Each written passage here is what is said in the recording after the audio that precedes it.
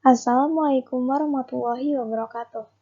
Halo, perkenalkan saya Sylvia Ika Widya Rista, NIM C14012010025 dari kelompok 5 paralel 2, Praktikum Fisiologi dan Reproduksi Organisme Akuatik.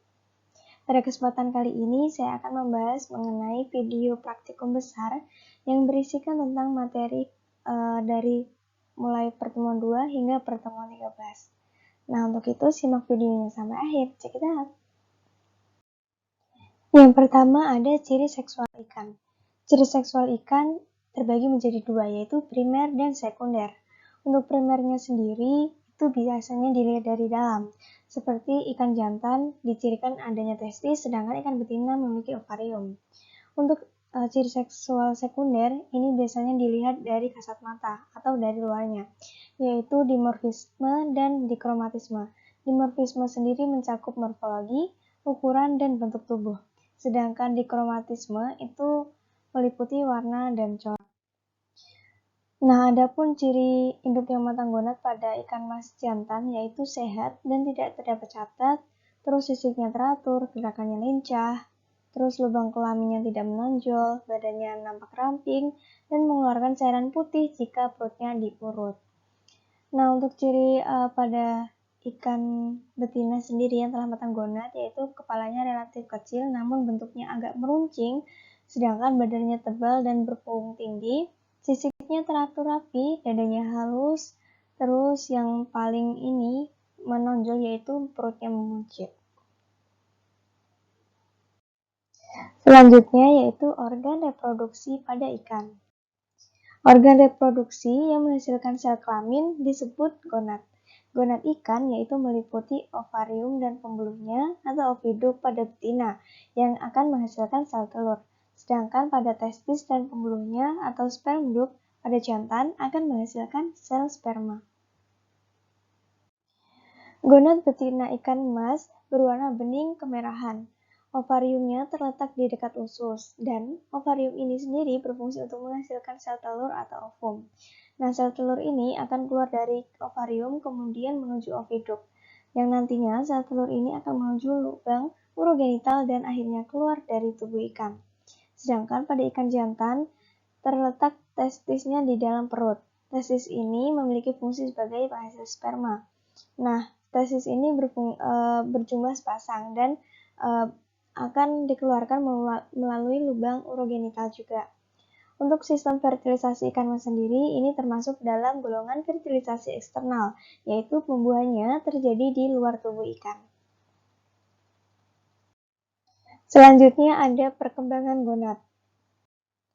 Nah, perkembangan gonad itu bisa kita awali mulai dari gonadnya dulu nih. Gonad merupakan organ reproduksi yang berfungsi untuk menghasilkan sel kelamin atau gamet.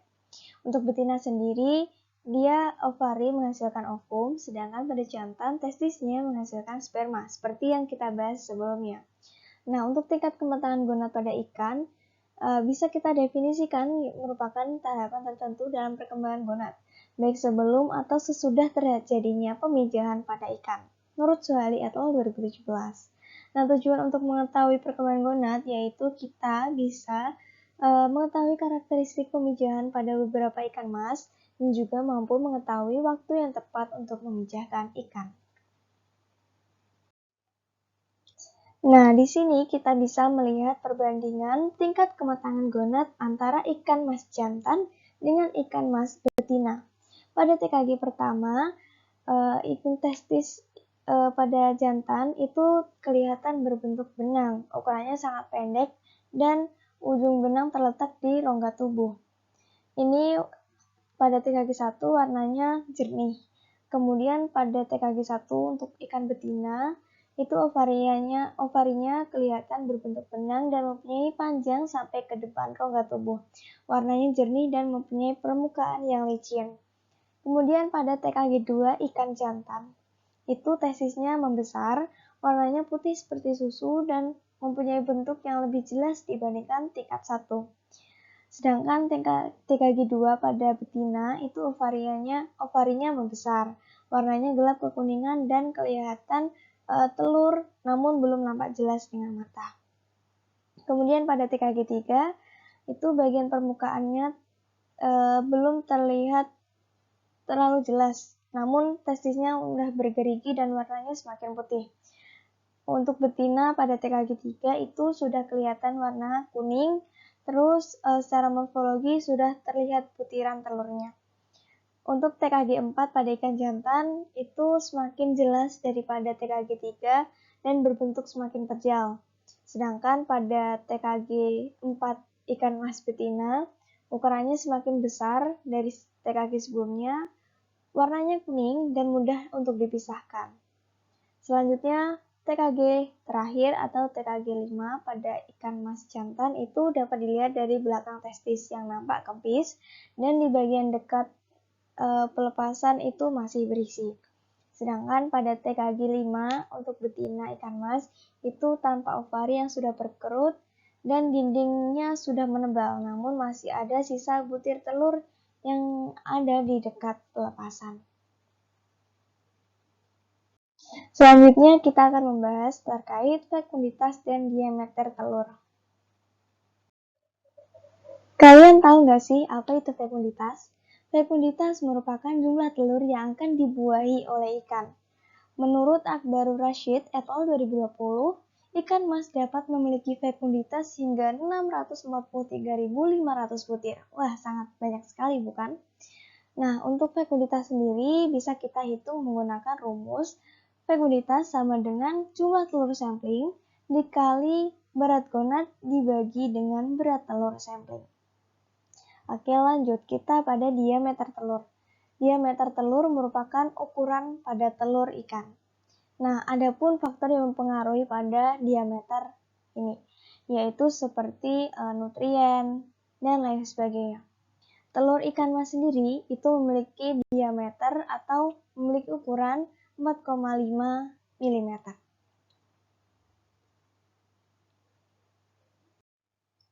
Baik, lalu kita lanjut pada GSI.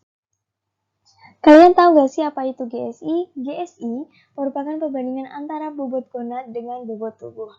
Nah, gonad ini akan semakin besar seiring dengan meningkatnya TKG dan akan mencapai maksimal ketika pemijahan berlangsung, menurut Yulianto dan Miranti 2020. Namun, GSI ini akan menurun ketika pemijahan telah selesai, menurut Taningan et al. 2017.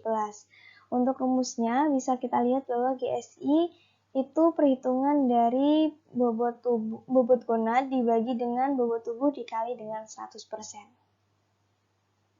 Selanjutnya ada HSI. HSI yaitu Hepatosomatic Index merupakan indikator status cadangan energi pada ikan yang merupakan rasio antara bobot hati dengan bobot badan ikan atau bobot tubuh ikan ya. Nah, nilai HSI ini berkaitan langsung dengan tingkat kematangan gonad. Apabila nilai TKG itu tinggi, maka HSI juga akan ikut tinggi. Menurut Tresnati et al. 2018, untuk rumusnya sendiri kita bisa untuk hasilnya maksudnya itu bisa kita lihat dari rumus sebagai berikut, yaitu berat hati dibagi dengan berat tubuh dikali 100%. Selanjutnya ada induksi hormon, merupakan solusi yang dapat kita gunakan pada proses rematurasi agar terjadi lebih cepat. Norden et al. 2013. Nah, induksi hormon ini dapat kita lakukan melalui hipofisasi, yaitu dengan menyuntikkan suspensi kelenjar hipofisa. Apa sih itu hipofisa? Hipofisa sendiri yaitu kelenjar yang terdapat di bawah otak sebelah depan pada tubuh ikan, yang akan dibiarkan dengan tujuan untuk mempercepat ovulasi atau pemijahan. Koten dan Denggi 2020. Adapun manfaat dari induksi hormon yaitu memperoleh gamet di luar musim, memperoleh gamet yang lebih tinggi, dan tentunya untuk efisiensi produksi yang lebih meningkat. Adapun 3 metode pada induksi hormon, yaitu penyuntikan, perendaman, dan oral. Untuk penyuntikan pada ikan mas sendiri yaitu menggunakan dosis 0,6 ml per kilogram. Rekayasa kelamin. Teknik pemuliaan ikan itu terbagi menjadi 4 bahasan di sini, yaitu ada genogenesis, androgenesis, poliploidisasi, dan seks reversal. Genesis sendiri yaitu pembentukan zigot dari gamet betina tanpa adanya kontribusi gamet jantan. Sedangkan androgenesis ini kebalikan dari genogenesis, yaitu tanpa membutuhkan kontribusi gamet betina. Sedangkan poliploidisasi ini yaitu metode manipulasi kromosom yang tadinya 2 diploid menjadi kromosomnya lebih tinggi atau bertambah menjadi triploid, tetraploid, pentaploid, dan sebagainya.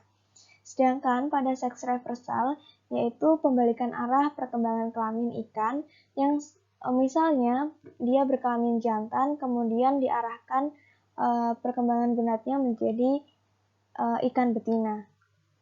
Nah, seks reversal ini dapat kita lakukan melalui perendaman, penyuntikan, dan pemberian oral. Untuk seks reversal sendiri dapat dijadikan menjadi feminisasi atau maskulinisasi. Maskulinisasi ini perubahan dari betina ke jantan dengan rekayasa hormon. Sedangkan feminisasi yaitu perubahan seksual jantan menjadi betina. Kita bisa melakukan penambahan hormon sebagai berikut.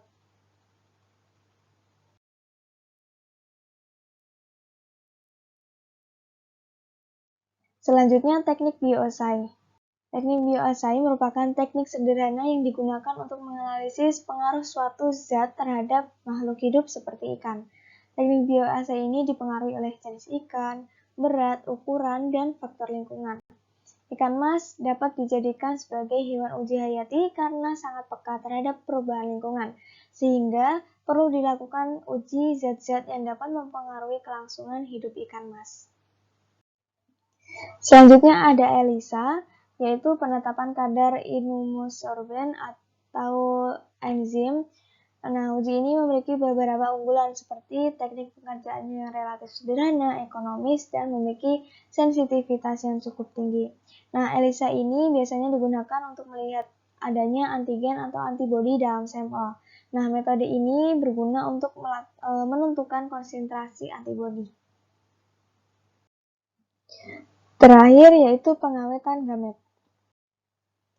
Di sini kita akan lebih banyak membahas preservasi sperma karena untuk preservasi pada sel telur sendiri belum ditemukan. Preservasi menurut KBBI merupakan pemeliharaan, penjagaan, atau perlindungan. Tujuan dari preservasi sperma ini yaitu untuk intensifikasi produksi benih, untuk mendapatkan biaya pengganti pemeliharaan induk, dan juga memudahkan pemindahan sel sperma. Menurut Temanu et al. 2019, adapun metode yang digunakan dalam preservasi, yaitu motilitas sperma, yang kita ukur langsung dari kehidupan spermatozoa. Biasanya dilihat dari banyaknya spermatozoa yang bergerak secara progresif.